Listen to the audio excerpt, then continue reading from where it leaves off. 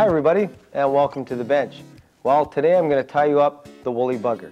Now this fly can be used in lakes and rivers. It's a very versatile fly, and the special thing about this fly is you can pretty well use it for any species of trout, bass, anything you want to fish for, this fly can catch. Make sure you have these materials ready before you tie this fly. We're going to tie the woolly bugger on a size 4, 4x long streamer hook. We're going to use some black mono thread. To weight the hook, we'll use some .025 lead wire. We'll use some black Marabou for the tail, some black dark olive chenille for the body. We'll use some heavy copper wire for the ribbing, and a nice soft brown saddle for the hackle.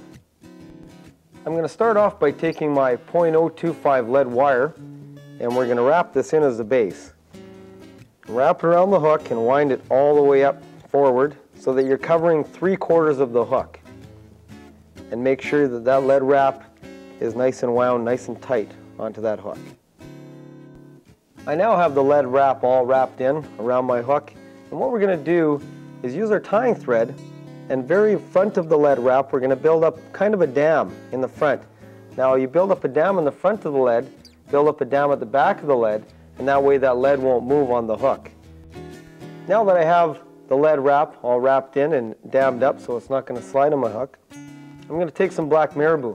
With the black Marabou, I'm only going to use the tips. I'm going to measure out the length of the hook. I want these tips to be as long as the hook and tie it in at the back, just so that tail sticks out about the hook length. The tail is now tied in. We're going to take some heavy copper wire and we're going to tie it in, and we'll just keep this out the back and use it for ribbing up the body after we tie in the body. What I've done is selected a nice brown saddle hackle. I prefer the hackle to have the real brown fibers on the outside and some black in the middle. It really makes the bugger look nice.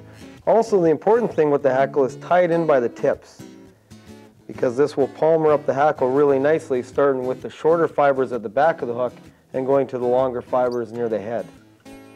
Now I've taken some nice black and dark olive chenille, and what we're going to do is tie it in for the body, and make sure you lay down a good base of the chenille on the hook so that the hook remains nice and even when this is wrapped in.